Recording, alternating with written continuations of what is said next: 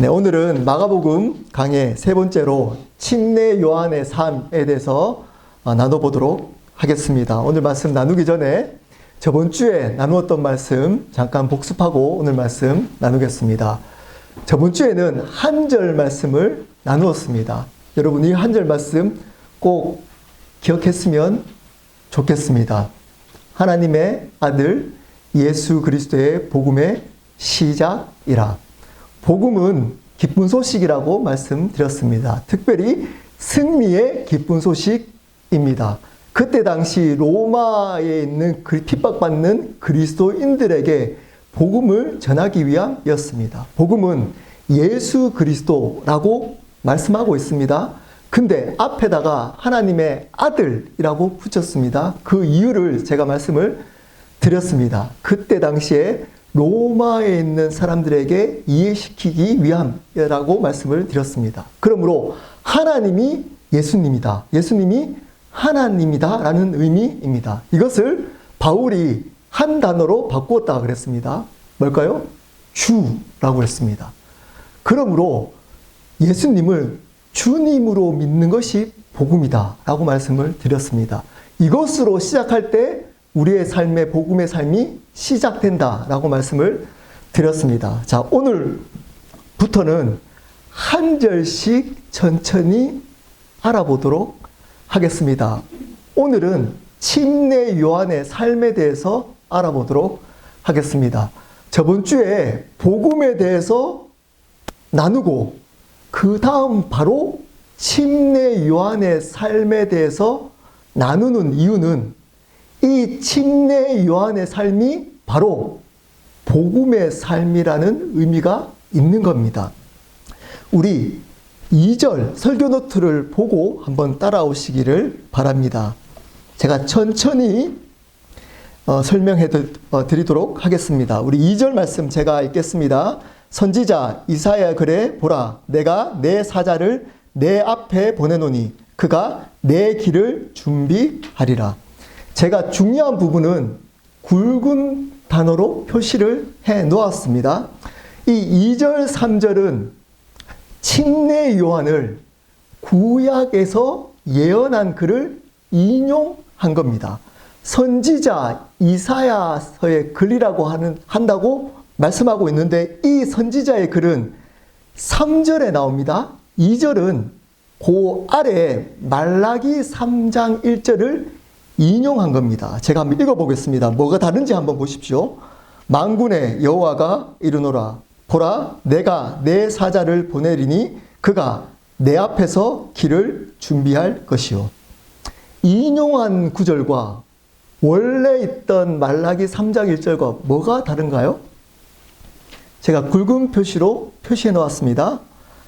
인용한 것은 너라는 의미의 내 앞에 라고 했지만 원래 말라기 3장 1절의 원래 말씀은 내 앞입니다. 내 앞. 자, 그러면 여기 내가 누군가요? 하나님입니다. 그러면 인용했던 내 앞은 누군가요? 너의 앞은 그 너가 누군가요? 어려운가요? 네, 쉬운 겁니다. 이 정도는. 네, 여기는 예수님입니다. 예수님.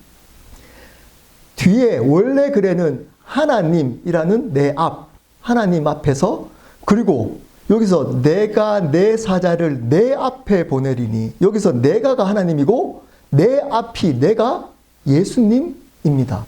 그러므로 이 말라기에 있는 구절을 바꾼 겁니다. 예수님의 관점으로. 여러분, 구약을 해석할 때는 구약 그 자체로 해석하시면 안 되고 예수님의 관점으로 해석해야 바른 해석을 할 수 있습니다. 여기서 하나님이 누구라는 건가요? 바로 예수님이라는 겁니다. 이것이 복음의 시작이라고 말씀을 드렸습니다. 여기서도 바로 하나님이 예수님이다. 예수님이 하나님이시다는 것을 보여주고 있습니다. 우리 3절 말씀 한번 볼까요? 3절. 제가 읽겠습니다. 광야에 외치는 자의 소리가 있어 이르되 너희는 주의 길을 준비하라. 그의 오실 길을 곧게 하라. 기록된 것과 같이. 여기에 광야에 외치는 소리가 바로 침례 요한입니다. 그 침례 요한이 주의 길을 준비하고 주님이 오실 길을 곱게 하는 역할을 하게 될 거라는 겁니다. 이 말씀이 바로 이사야서 말씀을 인용한 겁니다. 아래 있습니다. 설교노트 보면 40장 3절입니다. 제가 한번 읽어보겠습니다. 외치는 자의 소리여 이르되 너희는 광야에서 여호와의 길을 예비하라. 사막에서 우리 하나님의 대로를 평탄하게 하라. 여기도 여호와의 길을 주의 길로 바꾸었습니다. 그리고 하나님의 대로를 그가 오실 길로 바꾸었습니다. 하나님을 예수님으로 바꾸어 놓은 겁니다. 즉 하나님이 예수님, 예수님이 하나님이시라는 겁니다. 자, 침례 요한을 한 단어로 표현했습니다. 어떻게 표현했죠? 광야에 외치는 자의 소리. 그리스도의 삶은 광야에 외치는 자의 소리가 되어야 합니다. 여러분, 침례 요한은 어디에 살았다는 의미인가요? 광야에서 살았다는 겁니다. 여러분, 이 말을 오해하시면 안 됩니다. 광야에 살았다고, 침례 요한은 세상과 단절해서 광야에서 따로 살았다라고 해석하면 안 됩니다. 여러분, 그리스도의 삶은, 그리스도인의 삶은 단절된 삶이 아닙니다. 구분된 삶이 아닙니다. 구별된 삶입니다. 여러분, 그러므로 세상 안에 거해야 되는 겁니다. 세상과 단절되면 안 됩니다. 근데 이것을 단절이라고 착각하는 분들이 계십니다. 여러분, 광야는 단절된 삶이 아닙니다. 침례 요한이 광야에 살았다는 것은 세상과 단절된 것이 아닙니다. 뒤에 보면 여기에 많은 사람들이 침례받으러 나옵니다. 그러므로 침례 요한은 자기만 따로 살았던 것이 아닙니다.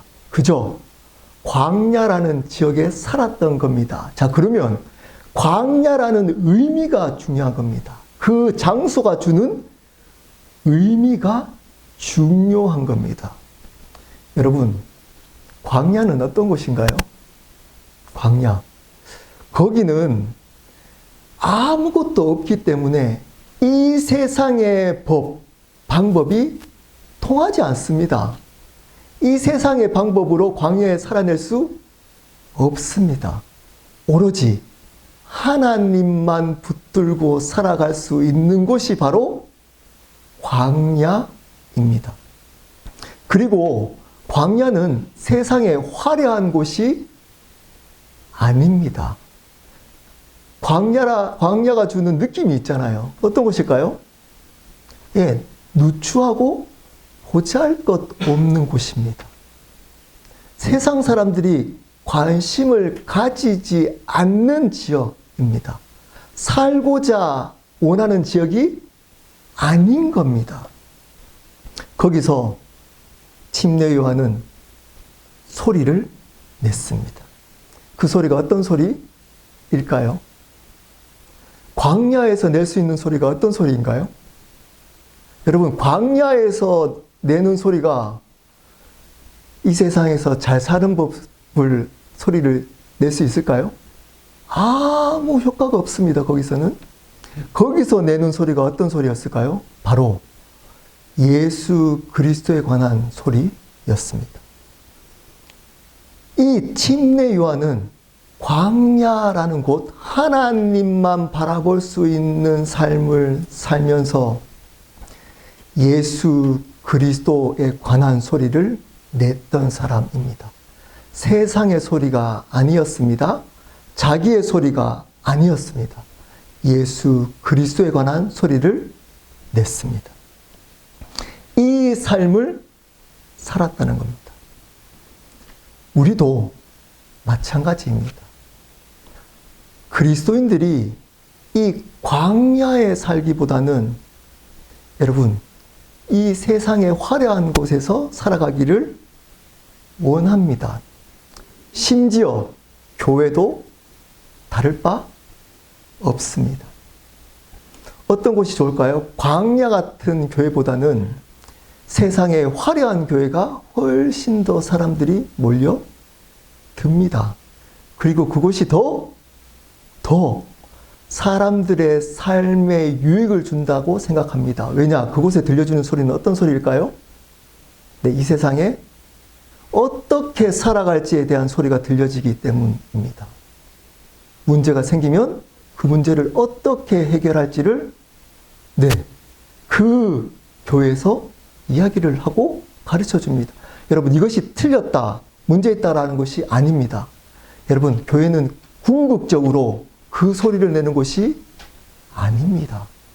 교회는 예수 그리스도가 누구이신지에 대한 소리를 내야 하는 곳인 겁니다. 근데 광야 같은 교회가 없기 때문에, 광야 같은 삶을 살기로 결단한 사람이 없기 때문에 그 예수 그리스도의 소리가 들려지기보다는 이 세상의 소리가 훨씬 더 크게 들려지고 있는 겁니다. 그리고 이렇게 얘기합니다. 그 광야에서 소리를 내는 그 침례 요한은 주님의 길을 준비하고 그의 오실 길을 곱게 하는 역할을 한다는 겁니다. 광야에 살면서 그는 예수님의 길을 준비하고 예수님의 길을 곱게 하는 역할들을 했습니다. 희미한 게 아니라 그 삶을 통해 예수님이 선명하게 보이도록 하는 삶을 살았다는 겁니다. 우리의 삶은 예수 그리스도가 선명하게 보여져야 하는 겁니다. 우리의 삶을 통해 예수 그리스도가 선명하게 보여져야 합니다. 근데 그러려면 광야에서 소리를 내야 되는 겁니다. 광야에서 예수님의 소리를 내야 하는 겁니다. 그래야 주님이 선명하게 보여질 수 있는 겁니다. 4절입니다. 4절. 침례 요한이 광야에 이르러 죄사함을 받게 하는 회개의 침례를 전파하니. 드디어 침례 요한이 그 광야에서 했던 일을 이야기를 해주고 있습니다. 잘 보십시오. 죄사함을 받게 하는 회개의 침례. 자, 죄사함이 있어야 뭐가 있죠? 구원이 있습니다. 구원을 받으려면 죄사함이 있어야 합니다. 그러면 죄사함이 있으려면 뭐가 있어야 된다고요? 회개의 침례가 있어야 한다는 겁니다. 회개가 있어야 한다는 겁니다. 여러분, 교회에서 가장 오해하고 있는 것 중에 하나가 바로 이 회개입니다. 회개. 그리고 회개하라고 잘 요구하지 않습니다. 여러분, 회개가 뭔가요? 회개. 죄 사함을 이르게 하는 회개가 뭔가요? 구원을 받도록 하는 회개가 뭔가요? 이건가요? 주님, 저는 죄를 졌습니다. 잘못했습니다. 저는 죄인입니다. 라고 입술로만 고백한다고 그것이 회개인가요? 여러분, 성경 원어적 의미, 회개의 원어적 의미는 방향을 바꾸는 것입니다. 방향을 바꾸는 것입니다. confession은 시작입니다. 고백이 아닙니다. 회개는 그 자리를 떠나서 방향을 바꾸는 겁니다. 그래야 뭐가 있다고요? 죄사함이 있다는 겁니다. 자, 어디서부터 어디로 방향을 바꾸는 것이 중요합니다. 어디로부터 어디로 방향을 바꾸는 거죠? 내가 주인 되어서 살아갔던 삶에서 예수님이 주인 되는 삶으로 방향을 바꾸는 겁니다. 이것이 회개이고 이것이 될 때 뭐가 있다고요? 죄사함이 있는 겁니다. 다른 말로 주인을 바꾸는 겁니다. 주인을 바꾸는 결단이 없으면 회개한 것이 아니라는 겁니다. 여러분, 주인을 바꾸는 겁니다. 내가 주인으로 이렇게 열심히 살아가도 교회에서 중직자, 심지어 목사, 선교사 될 수 있을까요, 없을까요? 있습니다. 있습니다. 내가 주인 돼서 살아가도 목회 잘 할 수 있습니다. 있습니다. 내가 주인 돼서 살아가도 세상에서 성공할 수 있습니다. 인정받을 수 있습니다. 좋은 신앙이라고 인정받을 수 있습니다. 주인이 바뀌지 않아도. 주인 바뀐 것을 어떻게 알 수 있을까요? 그럼 주인 바뀐 것이 어떻게 알 수 있을까요? 반드시 열매로 나타납니다. 첨가시킨 거 아닙니다.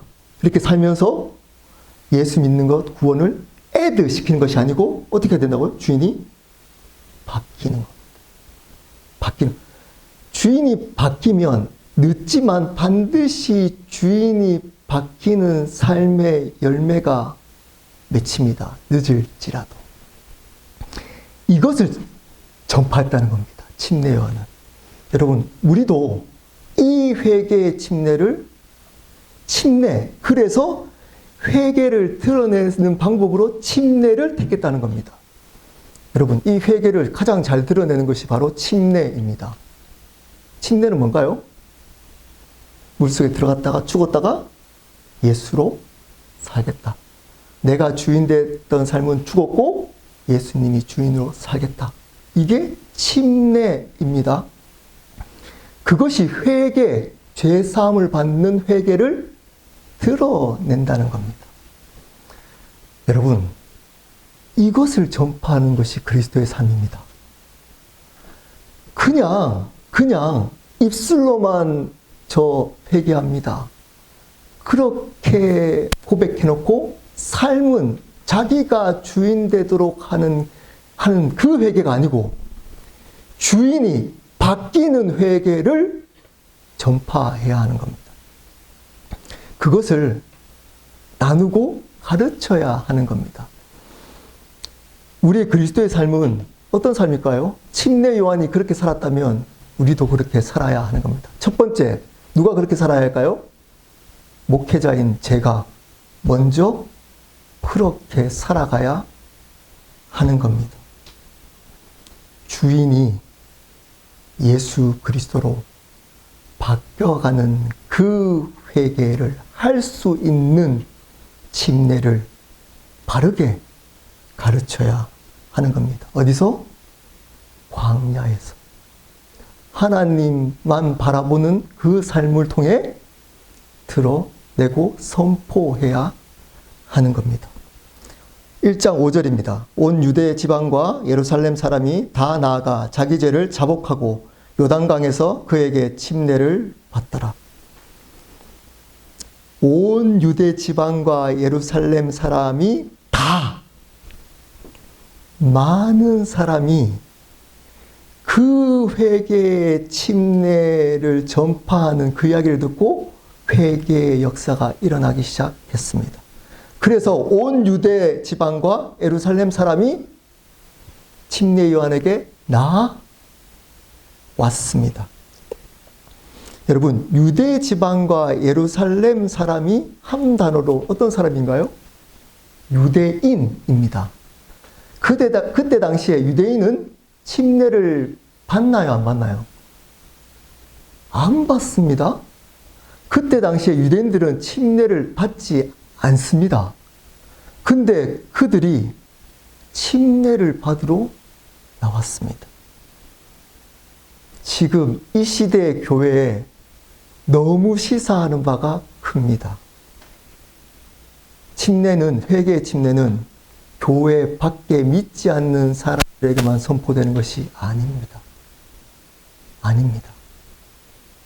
나는 당연히 침례가 필요 없다, 회개가 필요 없다고 착각하는 교회 안의 사람들에게도 필요한 겁니다. 왜냐?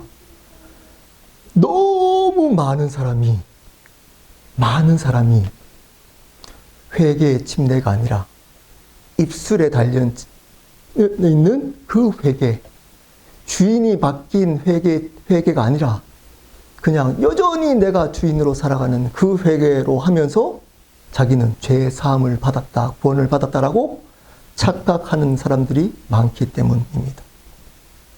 놀라운 건 마태복음 2구절과 병행 구절인 마태복음 3장 7절에 보면 여기에 누구도 나왔냐면 많은 바리새인과 사두개인도 나왔습니다.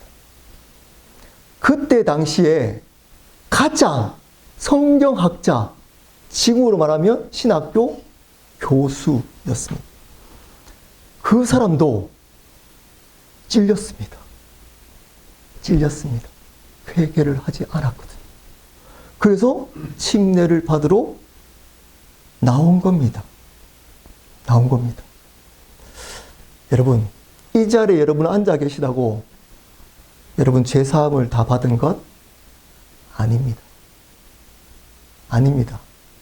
교회에 많은 사람들이 모여서 그곳에서 때로는 울기도 하고, 때로는 손도 들기도 하고, 때로는 아멘도 이야기하고, 때로는 가슴 아파하기도 하지만 그것이 죄 사함을 받은 구원의 증거가 아닙니다. 회개했느냐 합니다.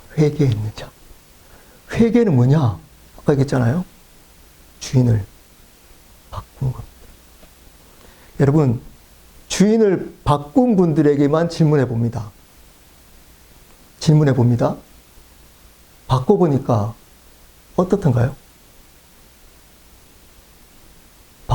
어떻던가요? 혹시 제가 이 질문을 하는데 속으로 옛날이나 지금이나 똑같은데요?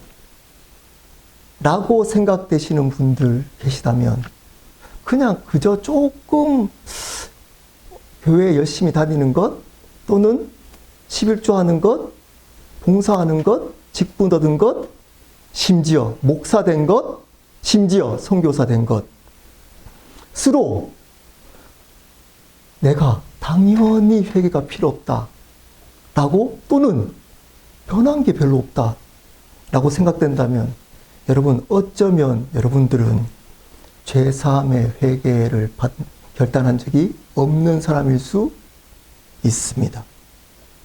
1장 6절입니다. 요한은 낙타털 옷을 입고 허리에 가죽띠를 띠고 메뚜기와 석청을 먹더라. 낙타 옷을 입고 할 때 옷을 입다는 이 단어, 이 동사를 현재형으로 지속적인 내용의 의미를 가진 동사를 썼습니다. 이 말이 뭘까요? 낙타 옷을 입고 또 입었다. 다른 말로 옷은 낙타 털 옷밖에 없었던 겁니다. 침례 요한은. 그리고 메뚜기와 석청을 먹었답니다. 요즘은 이것이 건강식이라 가지고 부자들만 먹습니다. 그래서 침례 요한이 부자였구나 라고 생각하시면 안 됩니다. 그때 당시에는 가장 가난한 사람들이 먹었던 음식입니다. 메뚜기 그리고 나무에 있는 꿀을 먹고 최소에 있는 의식주를 가지고 살았습니다. 이 말이 아닙니다. 그렇기 때문에 무조건 가난하게 살아야 된다. 이 말이 아닌 겁니다. 앞에 제가 얘기했잖아요. 광야, 그러니까 단절된 삶이다 라고 착각하는 거 똑같습니다. 이것은 무조건 가난하게 살아야 된다. 이 뜻이 아닙니다. 어떤 뜻일까요? 내려놓는 삶을 살아가야 된다는 겁니다. 여러분, 세상에 있는 것을 쫓아 살아가는 삶이 아니라 세상의 것을 내려놓는 삶을 살아가야 한다는 겁니다. 청빈하고 검소하고 단순한 심플한 삶을 살아가야 한다는 겁니다. 믿는 자들은 여러분 이 세상에 있는 성공한 삶을 쫓아 살아가면 안 됩니다. 성공을 할 수 있습니다. 근데 성공을 쫓아 살아가면 안 되는 겁니다. 그것을 내려놓고 삶을 살아가야 하는 겁니다.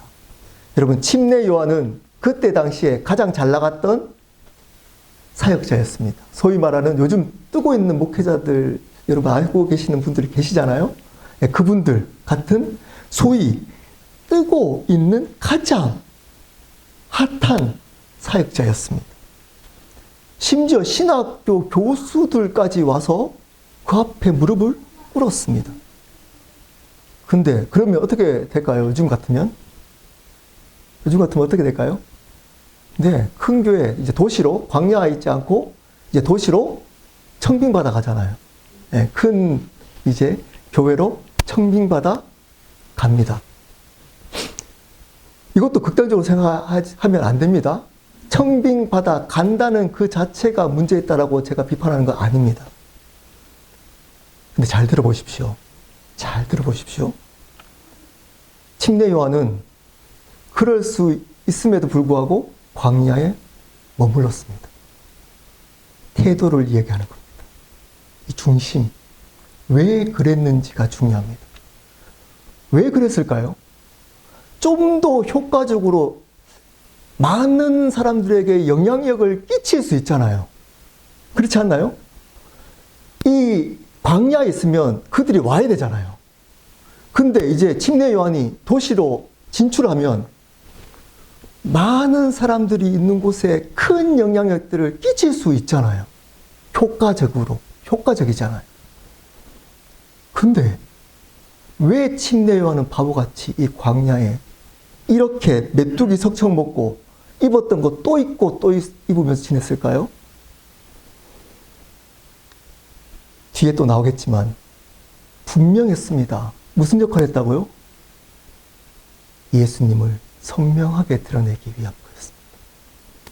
예수 그리스도의 십자가의 삶이 어떤 삶인지를 침례 요한은 그 광야의 삶을 통해 선명하게 드러내고자 했기 때문입니다.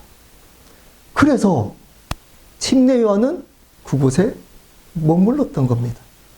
7절입니다. 그가 전파하여 이르되 나보다 능력 많으신 이가 내 뒤에 오시나니 나는 굽혀 그의 신발끈을 풀기도 감당하지 못하겠노라. 이 이유 때문이었습니다. 이 이유. 능력 많으신 이가 누군가요? 예수님이 앞으로 내 뒤에 오실 건데 그의 신발끈 풀기도 감당하지 못하겠다. 그때 당시에 주인이 들어오면 주인의 신발끈을 풀고 그 발을 씻겨줬던 종이 있습니다. 그 종은 그 집에서 가장 낮은 종이었습니다. 어떤 종이었을까요? 가장 낮은 종은 두 가지 종이 있었습니다. 어느 기간 되면 자유를 주는 종도 있었습니다. 근데 이 종은 어떤 종이었을까요? 네, 평생 그 주인 밑에서 살아가야 될 종이었습니다. 이 말은 무슨 말을 얘기하고 있는 걸까요? 나는 그 예수님의 평생 종이기 때문에 나는 광야에 외치는 소리로 있겠다는 겁니다. 그의 신발, 그런 종, 가장 낮은 종보다 내가 못하기 때문에 이 삶을 살아가는 것이 힘들지 않다는 겁니다. 인기가 그렇게 많은데 사람들이 그 침례 요한을 다 주목하고 그 발 앞에 많은 사람들이 무릎 꿇고 있음에도 불구하고 그는 누구 앞에 무릎을 꿇어야 될지를 분명하게 전하며 삶을 살아갔습니다. 그리고 8절입니다. 나는 너희에게 물로 침례를 베풀거니와 그는 너희에게 성령으로 침례를 베푸시리라. 이 말이 뭘까요? 너희들이 지금 나를 보면서 와 대단한 사람이다. 그리고 침례를 받으려고 이렇게 나오지만 이 침례는 구원을 주지 못한다. 너희가 침례 받는 것으로 구원받는 것 아니다. 착각하지 마라. 뒤에 오는 그분이 성령으로 침례를 줘야 구원받을 수 있다. 구원받을 수 있다. 여러분, 침례 받는다고 구원받나요? 구원받은 사람이 침례를 받는 겁니다. 구원을 받은 사람이 침례를 통해 나의 구원을 많은 사람들에게 공적으로 고백하는 겁니다. 침례 받는다고 구원받는 것 아닙니다. 누가 구원을 주는가요?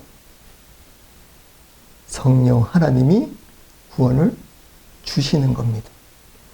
침례를 가지고 얘기했지만 여러분, 다른 종교 행위도 마찬가지입니다. 많은 종교 행위를 가지고 구원받는 것 아닙니다.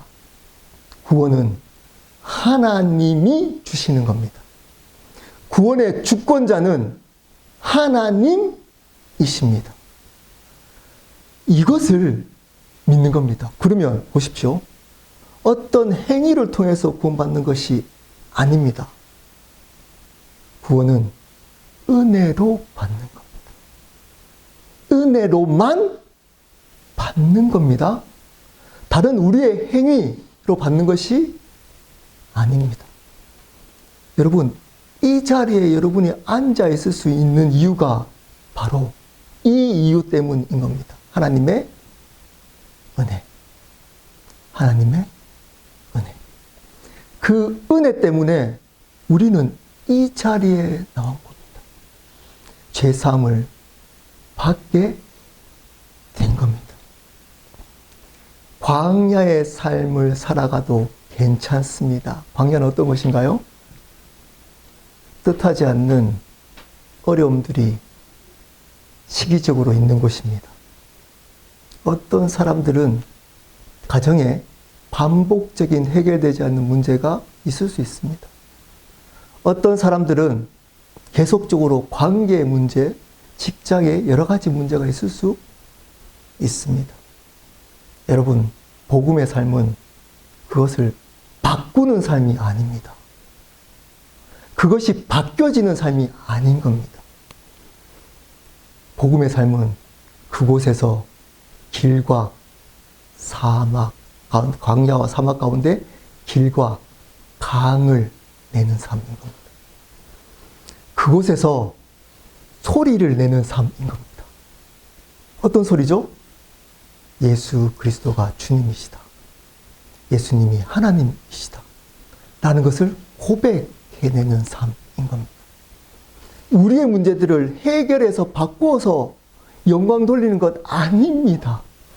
여러분, 성경은 그렇게 얘기해 본 적이 없습니다. 저번 주에 나눴던 시편 23편에 사망의 음침한 골짜기를 다닐지라도 원수의 목전 앞에, 이 말이 뭘까요? 사망의 음침한 골짜기에 있을 수 있다는 겁니다. 원수가 지속적으로 우리를 공격하고 있다는 겁니다. 근데 그곳에 함께 하시겠다는 겁니다. 이것이 은혜인 겁니다. 말씀을 마무리하도록 하겠습니다. 저는 미국에 온 이유가 분명했습니다.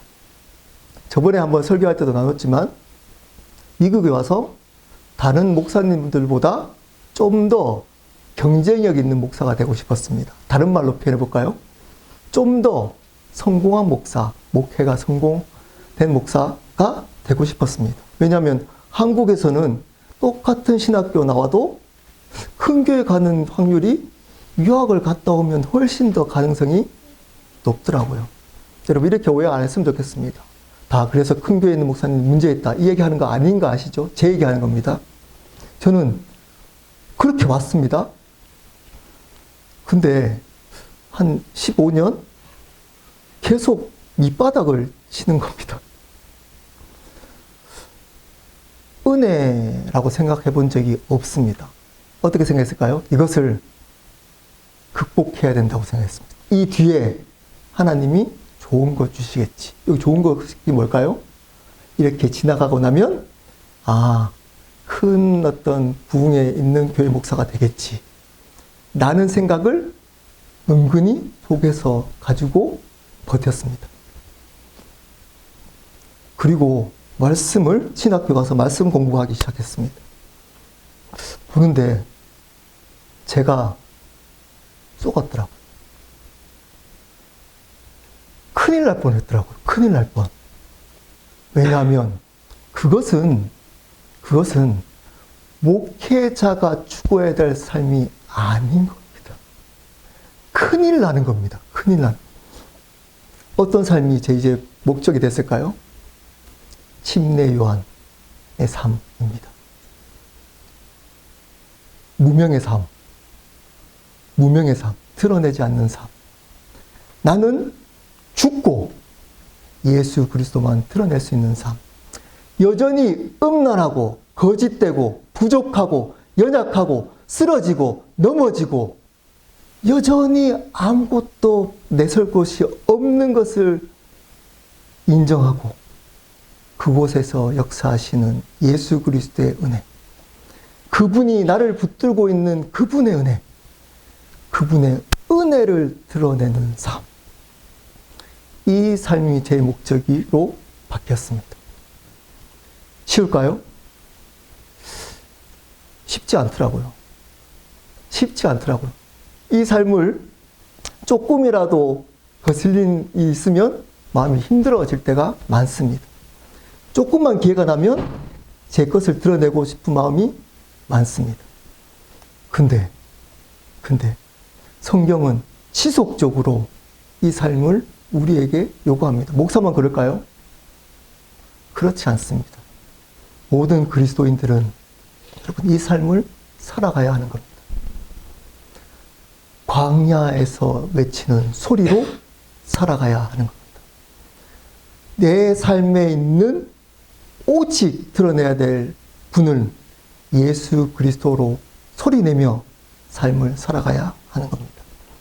이 삶을 살면 지금은 나중에 침례요한이 어떻게 되나요? 네, 참수당합니다. 목이 잘려서. 이해되지 않는 결말이 있을 수 있습니다. 해피엔딩이라고 생각하지 마십시오. 여러분 삶 해피엔딩 아닐 수도 있습니다. 이 땅에서는. 근데 하늘나라에서는 가장 큰 해피엔딩일 겁니다. 이런 얘기가 너무 들려지지 않습니다. 이런 얘기가. 이 땅에서 주어지는 기쁜 얘기, 성공한 얘기, 이런 얘기들만 들려지고 있습니다. 이 소리는 가짜입니다. 여러분, 이 소리는 가짜입니다. 이 소리는 여러분 들으시면 큰일 납니다. 그 소리 듣고 그것을 쫓아 살아가시면 큰일 납니다. 광야에서 들려지는 소리를 들어야 되는 겁니다. 그 소리가 뭘까요? 바로 예수님은 주님이시다. 주인을 바꿔야 산다. 너가 주인이면 안 된다. 예수님만 주인이시다. 이 고백하며 사는 삶이 되시기를 예수 그리스도의 이름으로 축복합니다. 우리 함께 기도하도록 하겠습니다.